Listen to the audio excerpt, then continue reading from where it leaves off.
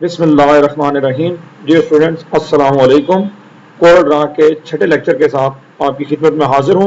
Student, last lecture में हमने rectangle की कुछ ऑप्शंस को पढ़ा था कि रेक्टेंगल ड्रा कैसे की जाती है, उसको रीसाइज कैसे किया जाता है और उसको रोटेट जो कैसे किया जाता है और उसके कॉर्नर जो कैसे जो राउंड किए जाते हैं और उसकी आउटलाइन की मोटाई को कैसे बढ़ाया जाता है। तो जल्दी से पहले उसको हम रिपीट कर लेते हैं। ये हम आपके सामने एक रेक्टेंगल ड्रा करेंगे और ये एक रेक्टेंगल है और पिक टूल की मदद से हम इसकी प्रॉपर्टीज जो देख रहे हैं, इसकी प्रॉपर्टीज में इसका साइज है, देन ये रोटेशन पॉइंट है, यहां से रोटेशन की जा सकती है, ये इसके 4 कॉर्नर्स हैं जिनको आप राउंड कर सकते हैं और ये हेयर लाइन की मोटाई।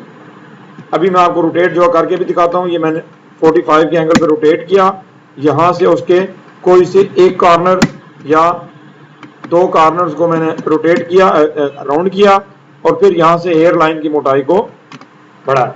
यहां तक हमारा जो लास्ट लेक्चर था। आज इसी रेक्टेंगल को आगे लेके चलेंगे और सबसे पहले ये देखेंगे कि रेक्टेंगल की मदद से स्क्वायर कैसे ड्रा किया जाता है। जैसे ये आपके सामने मैंने एक रेक्टेंगल ड्रा की। रेक्टेंगल की खासियत होती है कि उसके आमने सामने वाली साइड्स इक्वल होती हैं, लेकिन अगर आपको लोगों में स्क्वायर चाहिए तो स्क्वायर ड्रा करने का तरीका यह है कि रेक्टेंगल टूल सेलेक्ट कर लें और कंट्रोल और शिफ्ट के बटन को दबा के रखें, इसको छोड़ना नहीं है। और देन आप जो ड्रा करेंगे वो देखें ऊपर, अगर आप साइज की तरफ देखें तो बिल्कुल बराबर साइज, इवन अशारिया के बाद भी 3 डिजिट जो हैं वो बिल्कुल बराबर आ रहे हैं। ये देखें 3.74 3.74, यानी ये मैंने किस तरह ड्रा की, कंट्रोल को दबाया, शिफ्ट को दबाया, फिर अगर आप ड्रा करेंगे तो वो स्क्वायर ड्रा होगा और अगर आप खाली जो ड्रा करेंगे तो वो रेक्टेंगल ड्रा होगी। अब मैं इसमें से कुछ पॉइंट्स को डिलीट कर रहा हूं।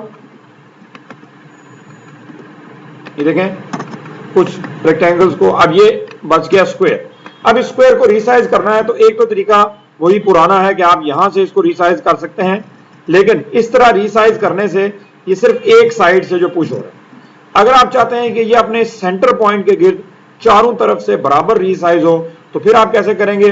उसके लिए आप क्या करेंगे कि पिक टूल की मदद से अपने रेक्टेंगल पे क्लिक करेंगे और शिफ्ट का बटन दबा लेंगे।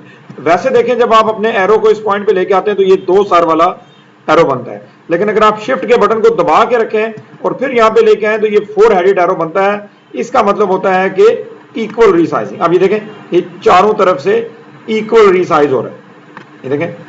जबकि अगर इस तरह हम करें तो ये एक साइड से रीसाइज हो रहा है और शिफ्ट के साथ ये चारों तरफ से रीसाइज हो रहा है। यानी किसी भी चीज को आप 2 तरीकों से रीसाइज जो कर सकते हैं और रीसाइजिंग ये आप पिक टूल की मदद से ही करेंगे। ये देखें इस तरह। और एक दूसरा तरीका, अपने मरकज के गिर्द आप इसको रीसाइज करने के लिए क्या करेंगे, शिफ्ट के बटन से आप इसको रीसाइज करेंगे, शिफ्ट का बटन दबा के रखेंगे और फिर इसको रीसाइज करेंगे। सो ये हो गया। अब इसके बाद इसकी भी वही प्रॉपर्टीज हैं जो रेक्टेंगल की थी कि इसी तरह आप इसको रोटेट कर सकते हैं, इसके कॉर्नर्स को राउंड कर सकते हैं और इसकी हेयर लाइन को बढ़ा सकते हैं। मैं यहां से इसकी हेयर लाइन को बढ़ा देता हूं। अब आ जाते हैं कि हमने इसमें फिल करना है, इसमें रंग भरना है। तो हम आज जो सबसे पहली ऑप्शन देखेंगे वो है सिंगल कलर फिल। आपको शुरू में बताया था कि ये हिस्सा कलर पैलेट जो बोलता है, इसको आप ऊपर नीचे ड्रैग करके तो इसमें से अपनी मर्जी का 256 कलर है, इसमें अपनी मर्जी का कोई भी कलर आप इसमें फिल जो है वो कर सकते हैं। जैसे मैं ये कलर इसमें फिल करता हूं। किसी भी कलर को फिल करने का तरीका है कि जिस से हमारे पास अगर ये 2 स्क्वायर पड़े हुए हैं, 3 स्क्वायर, तो तीनों में अगर आपने अलग अलग जो कलर जो भरने, पहले मैं इन तीनों की आउटलाइन को थोड़ा थिक कर लेता हूं।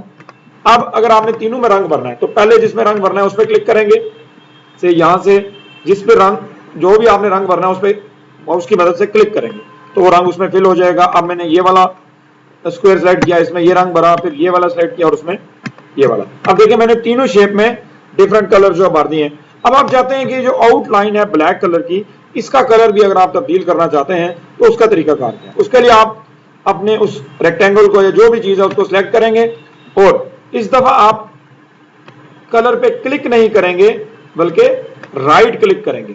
कलर के ऊपर राइट क्लिक किया तो देखें कलर का जो फिल कलर है वही रहा, इसकी आउटलाइन चेंज हुई है। इसकी आउटलाइन चेंज करते हैं, ये राइट क्लिक किया इस पे, ये चेंज हो गया और इसकी आउटलाइन चेंज करते हैं, राइट क्लिक किया, ये चेंज। सो क्लिक से यानी किसी भी शेप पे आप क्लिक करके यहां से बटन के ऊपर अगर सादा क्लिक करेंगे तो वो फिल कलर का काम करेगा और अगर आप उस पे राइट क्लिक करेंगे तो वो क्या करेगा, आउटलाइन के कलर को चेंज करेगा। अब ये हमारे पास 3 ऑब्जेक्ट हैं, इसमें से मैं एक ऑब्जेक्ट को छोड़ के बाकी 2 को डिलीट कर रहा हूं। एक पे क्लिक किया, उसको डिलीट किया, फिर इस पे क्लिक किया और इसको डिलीट कर दिया। अब एक रेक्टेंगल से आप कई रेक्टेंगल बना सकते हैं, लास्ट टाइम भी बताया था, कंट्रोल सी और कंट्रोल वी की मदद से, यानी इसको हम कहते हैं कॉपी पेस्ट। एक शेप पे क्लिक करें, कंट्रोल सी दबाएं, कंट्रोल वी दबाएं, या आप एक शेप से आपने मुख्तलिफ शेप जो है वो ड्रॉ कर ली, फिर कंट्रोल सी कंट्रोल वी। अब आते हैं सिलेक्शन की तरफ। इस वक्त हमारे पास 4 जो शेप्स जो पड़ी हैं, आप चाहते हैं कि इन चारों का आउट लाइन करें, एक ही दफा जो चेंज हो और एक ही कलर हो।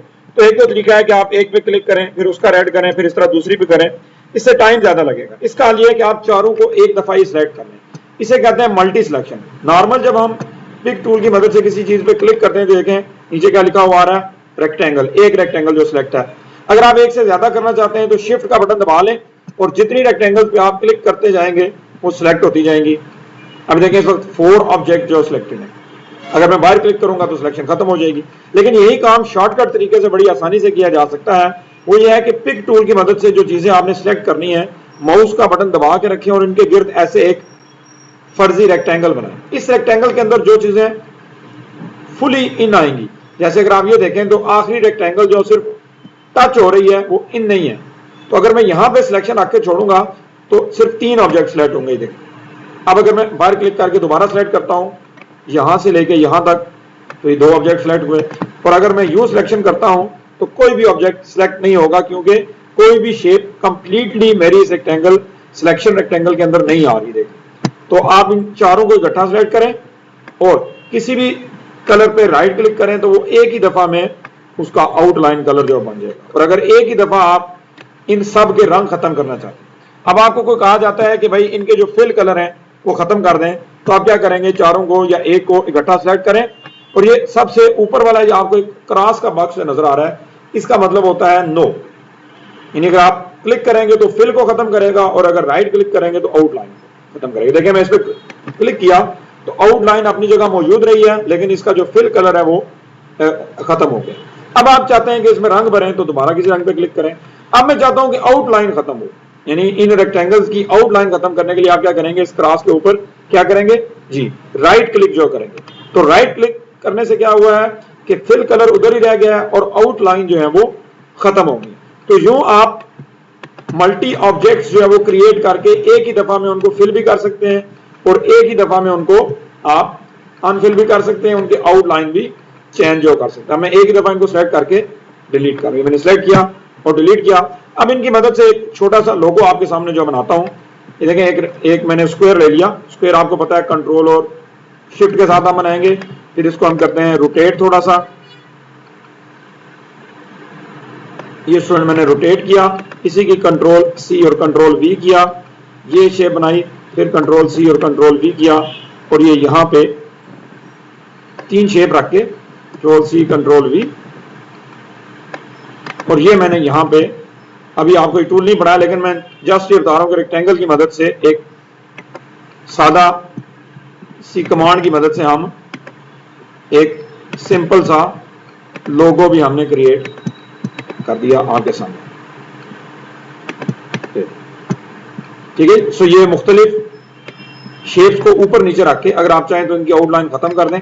देखें अब इसकी व्यू टोटली जो चेंज हो गया। आप चाहें तो इन शेप्स को अगर यहां पे रखें तो इस तरह का भी एक लोगो जो बन सकता है कि यहां पे आप आगे जो टेक्स्ट जो लिख दें। तो इस तरह शेप की मदद से काफी सारे